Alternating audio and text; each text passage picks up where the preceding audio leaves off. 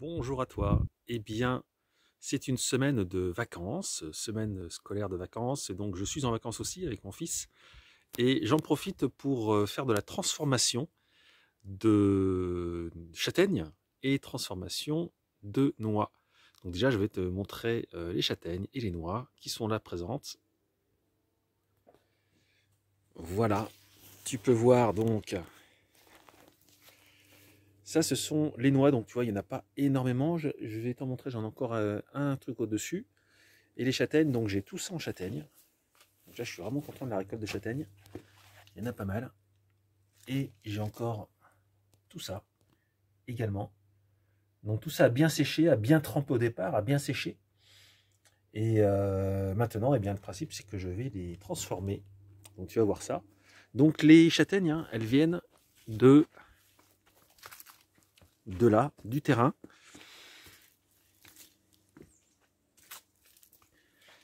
Les châtaignes viennent de ces deux châtaigniers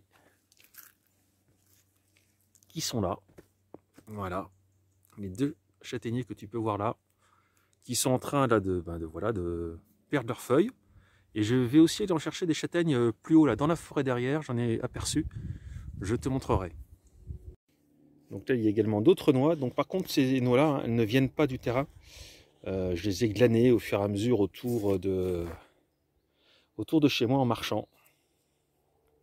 Donc ici, premier atelier de transformation, où donc tu peux voir voilà, tout simplement les châtaignes qui sont là, dont j'enlève la première peau, et que je mets ensuite dans une casserole pour les cuire. Voici donc le résultat de 5 heures de travail. Alors il faut imaginer que là tu vois à peu près la moitié de ce qui a été déjà fait hier. En tout j'avais à peu près le double de ça, mais hier on en a mangé déjà, hein. Donc ça c'est 5 heures de travail. L'épluchage des noix, franchement, alors j'ai fait un bain d'huile et d'eau, hein, chauffée. Ça n'a pas été miraculeux. C'est encore beaucoup de travail où tu vois, il faut enlever toutes les petites épluchures comme ça. Donc là je vais faire un deuxième essai où je vais essayer, donc je fends, voilà, je fends la châtaigne avec le couteau, je vais mettre à cuire avec de l'huile comme c'est dit dans d'autres vidéos, et ensuite de la même manière en faisant cuire peut-être un tout petit peu moins, et je vais voir ce que ça va raconter, sachant qu'il me reste encore tout ça et encore plein d'autres dans la maison. Alors pour couper, pour faire un entaille, hein, moi la technique que je fais là, parce que j'ai pas envie de me couper les doigts, et je trouve ça assez dangereux. Alors déjà j'enlève la petite pointe, et ensuite j'attaque par au-dessus, je coince, je force au milieu, ça permet de couper. Une fois que l'entaillé, je garde le couteau dedans, j'ai juste appuyé un peu, et après pour faire l'autre côté, en fait je retourne, et je recommence. Et en faisant comme ça, tu vois, ça me fait l'entaille des deux côtés, sans que je sente que mes doigts sont en danger. Donc tu vois, j'enlève la petite pointe de la châtaigne. Là, je coince, je me mets au-dessus, en contrôlant vraiment bien l'incision. Une fois que là, j'ai fait ce côté au-dessus et là, tu vois, je retourne et comme ça, je regarde, je mets de nouveau ma lame dans le creux, dans le trou, dans l'entaille que j'ai faite, et ça me permet de prolonger facilement. Et là, en fait, je ne force plus, quoi. Je fais juste attention de ne pas me couper, mais je ne force plus. Et en faisant comme ça, je trouve que c'est moins dangereux que tout à la main. Voilà. Après, ça dépend peut-être du couteau, hein. Moi, j'ai un couteau qui coupe, mais bon, je fais quand même attention. J'ai pas envie de me couper les doigts. Me voici en cuisson. Ça fait bientôt 5 minutes là que ça bout, avec de l'huile et de l'eau. Et donc, je vais bientôt arrêter pour essayer d'enlever ensuite la première écorce, la première peau. Et on verra ensuite pour la deuxième peau comment ça va. Donc, j'ai fait la cuisson. Ce que j'ai fait exactement, donc après avoir coupé, voilà ce que ça donne. Là, tu vois, ça sort pile poil juste de la casserole. J'ai fait bouillir, donc j'ai mis l'eau, l'huile, j'ai fait bouillir 5 minutes exactement. Et alors là, moi ce que je trouve génial, et ça a l'air de marcher, comme c'était prévu dans un plan. C'est-à-dire que la première écorce s'en va, et apparemment, ah, sur celle-là, non. La deuxième écorce ne part pas tout de suite. Si, quasiment en même temps, tu vois. La deuxième écorce s'enlève aussi très facilement. Je vais réessayer avec une autre, parce que j'ai fait une toute première, avant d'essayer ça. Et tu vas voir que apparemment ça arrive même à faire les deux écorces en même temps. Tu vas voir. J'en reprends une autre. Voilà. Et là, regarde. Quand je prends, j'ai la première écorce et la deuxième écorce, tu vois. Les deux, regarde. La première et la deuxième qui viennent en même temps. Et ce qui fait que là, regarde, bon alors ça me fait une moitié et l'autre moitié, de la même manière, s'en va facilement. Voilà. Hop. Donc là en fait c'est même pas en deux cuissons, c'est en une cuisson. Mais ça s'en va beaucoup plus facilement que la première fois ce que j'ai fait. Donc je pense que le temps de cuisson est très important. Mais là apparemment on dirait que c'est comme si en faisant ça, ça permettait que la première écorce elle reste en contact avec la deuxième et hop, ça s'en va un peu mieux. Ouais, c'est quand même pas mal, hein. C'est pas parfait, mais ça semble beaucoup plus efficace.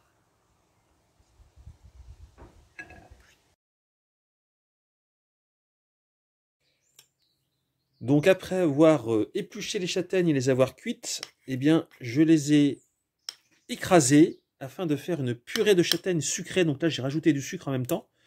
J'ai à peu près suivi la recette en faisant à peu près la moitié de sucre par rapport à la quantité de châtaignes. J'ai goûté, c'est très bon. Et donc on va pouvoir se régaler, ça va faire un super dessert. Donc de châtaigne au sucre, ça va être très bon. Purée, crème de châtaigne, c'est comme on veut. C'est pas vraiment une crème, hein, parce que j'ai écrasé avec ceci. J'ai écrasé avec ça, donc tu vois, c'est un écrase purée classique. Donc il y a forcément quelques morceaux, hein, mais moi c'est ce que j'aime. Hein. Ça évite d'utiliser des appareils électriques. Voici donc la forêt. Au-dessus du terrain, au-dessus de chez moi. Enfin, c'est toujours chez moi, hein, mais c'est au-dessus du terrain prairie. Et à cet endroit-là, eh bien, comme tu peux le voir, il y a des châtaigniers. Là, tu as, par exemple, tu vois, devant, il y a des petites pousses qui reprennent en bas. Ça, et bien voilà, là c'est un châtaignier qui monte, voilà, comme ça, jusqu'en haut. Là, juste à côté, c'est pareil, châtaignier avec des petites pousses basses. Et donc, eh bien, ce niveau-là, c'est absolument génial. Alors ce matin, j'ai des amis qui sont venus, puis on a ramassé déjà des châtaignes.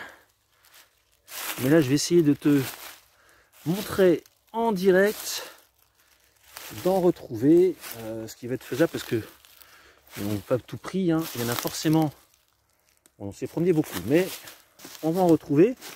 Tu vas voir, hop. Tiens, par exemple, ici, voilà. Petit bog. Et là, regarde-moi ça. Hop, alors, je fais attention à mes doigts, ça peut piquer un peu. Voilà. Et de là sort 3 châtaignes. J'en avais ramassé une. Voilà. De cette taille-là. Donc là, tu vois, c'est ce que je disais. En fait, elles sont pas très grosses, mais par contre, elles sont toutes assez régulières. Là, tu vois, un peu plus loin encore. Tac. Un joli bog. J'essaie de ne pas me piquer en direct. Voilà. Tu vois, encore une. Donc là, elles sont à tester, celles-là. Hein. Voir si elles sont bonnes. Mais tout ça, tu vois là. Tu peux voir. Il y a encore plein de châtaignes ici. Et puis là, ben, alors vu qu'il y a des feuilles mortes qui sont tombées, tu vois, on voit vraiment l'automne. Il y en a un petit peu moins. Enfin, il faut les chercher un peu plus. Mais c'est le deuxième source, hein, pardon, de châtaignes de la forêt. Le moment est venu de multiplier la coriandre vietnamienne. Donc ça, c'est vraiment un truc qui me fait super plaisir de faire.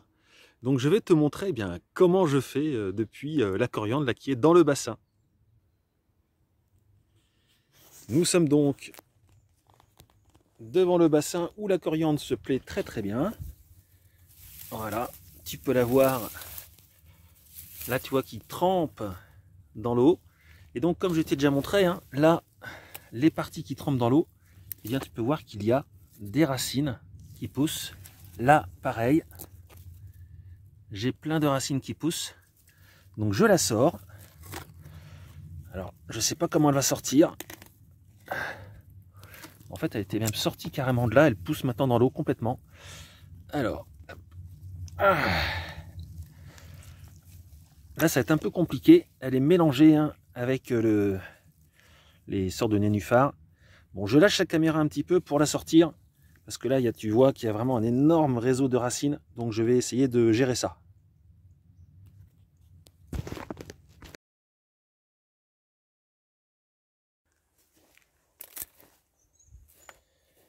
Me voici donc avec tout ce que j'ai sorti. Alors, tu peux voir que là, eh bien, tu vois, tout ce qui traînait dans l'eau a pu faire de belles racines.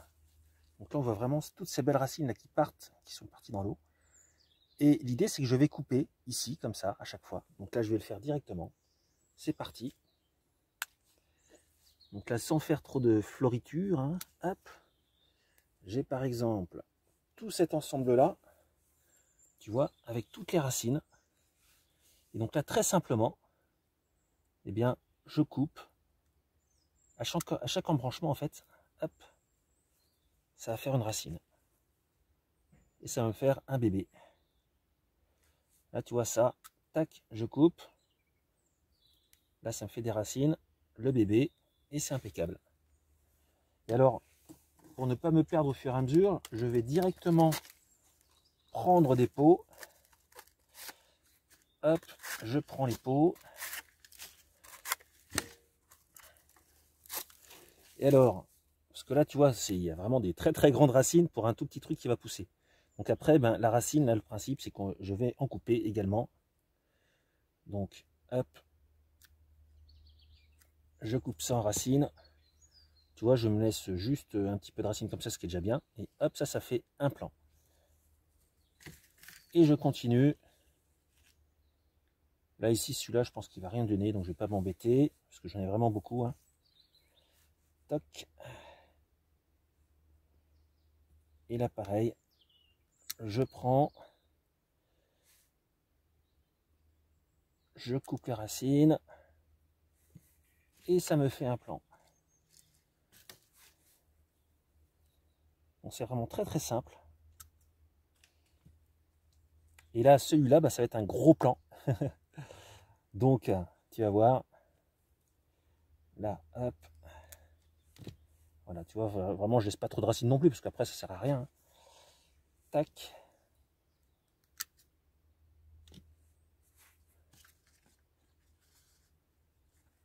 Tout ça, ça va être des bébés. Alors là, tu vois, ça c'est génial. Là j'ai les racines partent là. Ben, je vais mettre ça dans la terre, pof, comme ça. Ça va me faire une jolie tige là qui repart.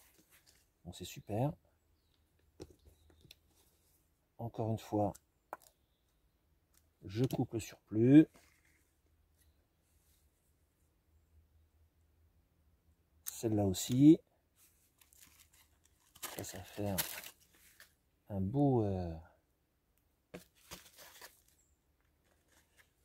bébé. Et alors pour celui-là, tu vois, ben, vu que c'est plus gros, là j'ai quoi? J'ai des petites racines là. Là j'ai ça.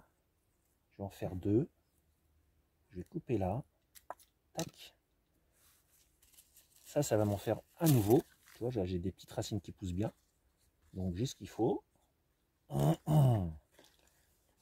Et pour celui-là, bah ça va être un gros plan. Donc d'ailleurs, celui-là, je vais peut-être lui donner après un autre pot plus grand, quoique au départ, c'est pas forcément nécessaire. Hop là. Alors là, tu peux voir le reste. Et ben, tu vois, j'ai encore toute cette tige-là à faire. Donc là, je vais couper et je vais faire tous ces bébés là déjà. Hein. Ça va en faire pas mal. Et après, je m'occuperai du plan mère. Le plan mère, c'est lui.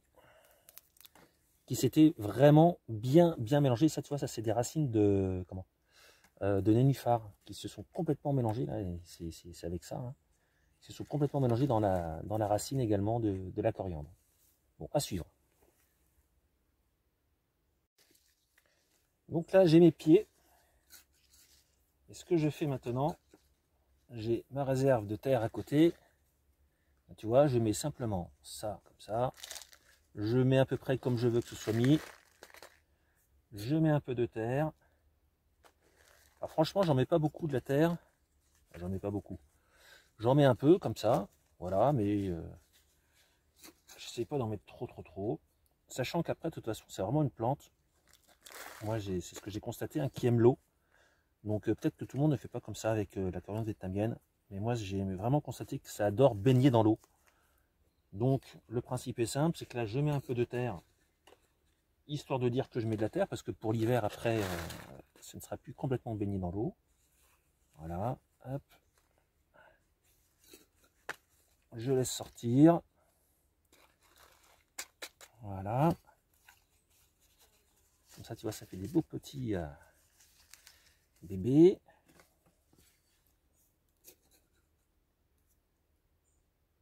Donc là, pareil, je vais faire ça et bien, avec tous mes petits pots, tous les bébés. Et puis, on se retrouve après pour l'étape finale.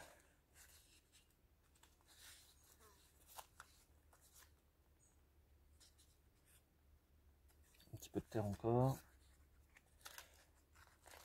Allez, on se retrouve après. Donc là, pour le pied mère, maintenant que j'ai fait tous les bébés, ben, tu vois, c'est un gros embrouillamini de toutes sortes de racines. En fait, je ne vais pas m'embêter. Je prends le sécateur et je coupe. Je raccourcis la tignasse parce que de toute façon, il y a déjà des racines de nénuphar dans le petit bassin. Et là, vu la quantité, je peux pas trop m'amuser à essayer de gérer ça au fur et à mesure. Donc voilà, hop, petit raccourcissement. Tu peux voir que ça fait... Alors on va enlever les racines de nénuphar. Et puis le reste, alors là tiens, c'est encore bien pris dedans, tu vois. On voit vraiment que ça fait des belles petites racines, mais celles-là je vais les laisser, elles vont faire leur vie. Et ça, je vais mettre ça dans un pot plus gros, tant qu'à faire, là il y a même aussi encore des racines, tu vois. Je vais mettre ça dans un pot plus gros, et puis ça, comme ça, ben voilà, il va pouvoir passer l'hiver également avec les autres. Ça fait un beau pied mère. Me voici dans un autre coin donc, où j'ai déménagé l'ensemble des bébés.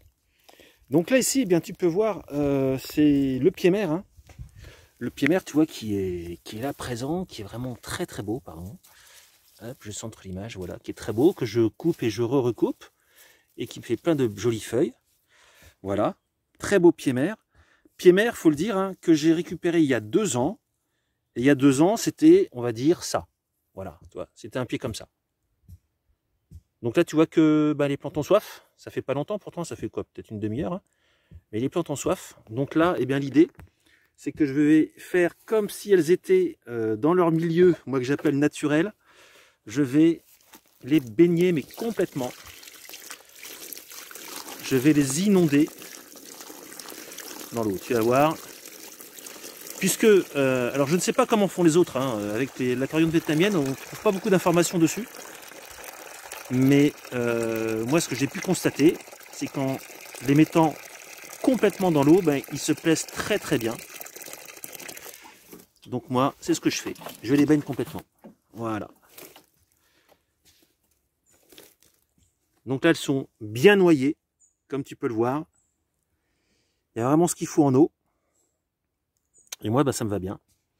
Maintenant, eh ben, voilà, on va laisser remonter, on se refaire une santé là.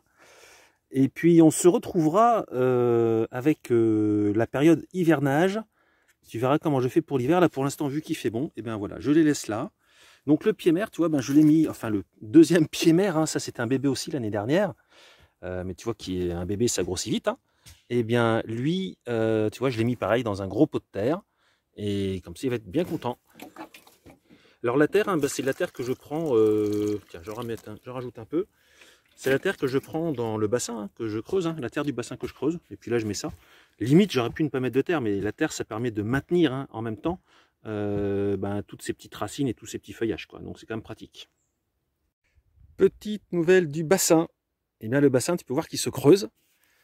Tu peux voir par rapport aux outils hein, que clairement on s'enfonce. J'ai pas encore mesuré combien on est, mais voilà, je ne mesure pas, mais je sais que je m'enfonce. Je saurai que je suis arrivé là où je veux quand je ne verrai plus le terrain et que je serai dans le trou.